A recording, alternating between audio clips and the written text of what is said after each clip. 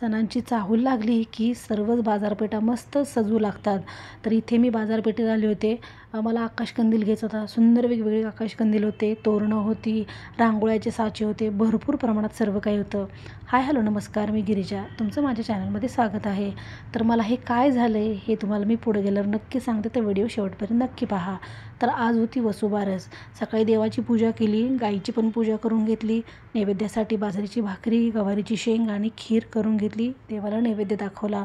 तर आज करायचे होते मला शंकरपाळे.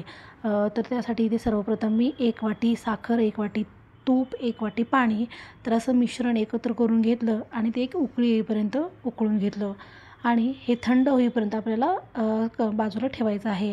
त्यानंतर त्याच वाटीने मी 4 वाटी मैदा घेतला, तो स्वच्छ चाळून घेतला आणि त्यामध्ये थोडंसं चवीला मीठ घेतलं. गोड पदार्थामध्ये मीठ टाकलं म्हणजे पदार्थ आणखी छान लागतो.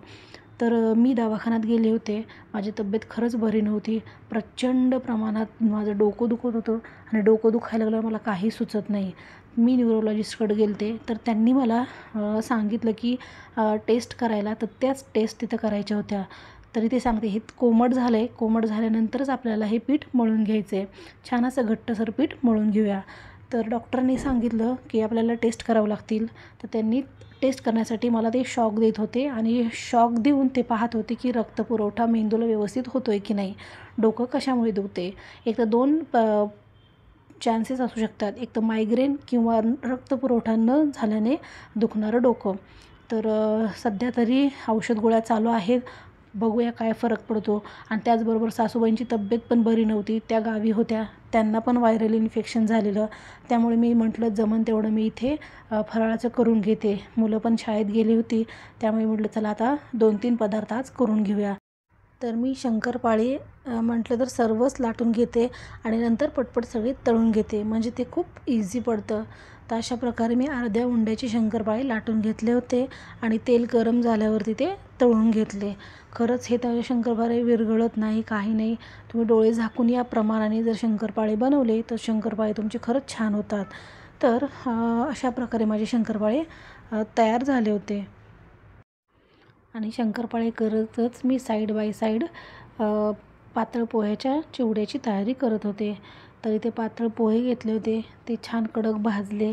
खरं तर चिवडा मी करतच नाही, सासूबाईच करतात, पण त्या म्हटलं पातळ पोह्याचा चिवडा तू कर, चुरमुऱ्याचा चिवडा मी करते. तर खोबऱ्याचे काप तळून घेतले छान लालसर, ते पण काढून घेतले. ते ह्याच्यावर टाकल्यानंतर त्याच्यावरती हळद टाकली, म्हणजे चिवड्याला चांगली हळद लागते. त्यानंतर शेंगदाणे पण तळून घेतले, ते पण तळून झाल्यावरती ते पण चिवड्यावर टाकल्यावर त्याच्यावरती हळद टाकली आणि असं करत करत मी सगळं तळून घेतलं. मनुके आणि काजू पण टाकले होते, ते पण तळून घेतले. आणि त्यानंतर डाळवं हलकंसं काढलं होतं तळून, कारण जास्त कचकच लागू नये म्हणून. तर अशा प्रकारे डाळवं पण झालं आणि त्याच्यावर पण हळद घातली, म्हणजे त्या तेलामध्ये ती हळद चांगली मिक्स होते. नंतर कढईतल्या तेलामध्ये कढीपत्ता आणि लसूण पण ठेचून टाकला आणि मिरची, असं हे सगळं गरम तेल त्या चिवड्यावरती टाकलं.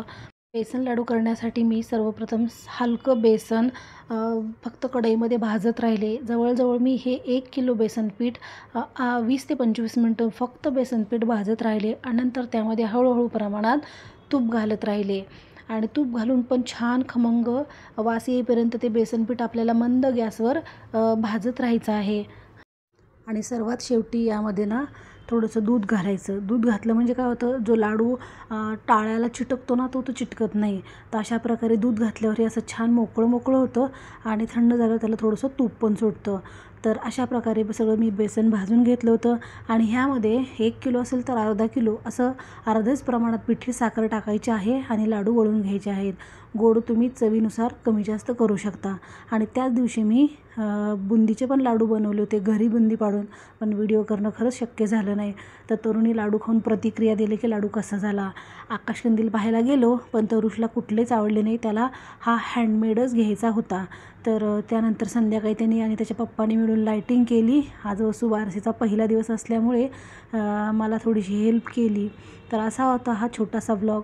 कसा वाटला तुम्हाला प्लीज कमेंट करून सांगा. लाईक करा, शेअर करा आणि सबस्क्राईब करायला विसरू नका. परत भेटूया अशा नवीन व्हिडिओमध्ये. बाय.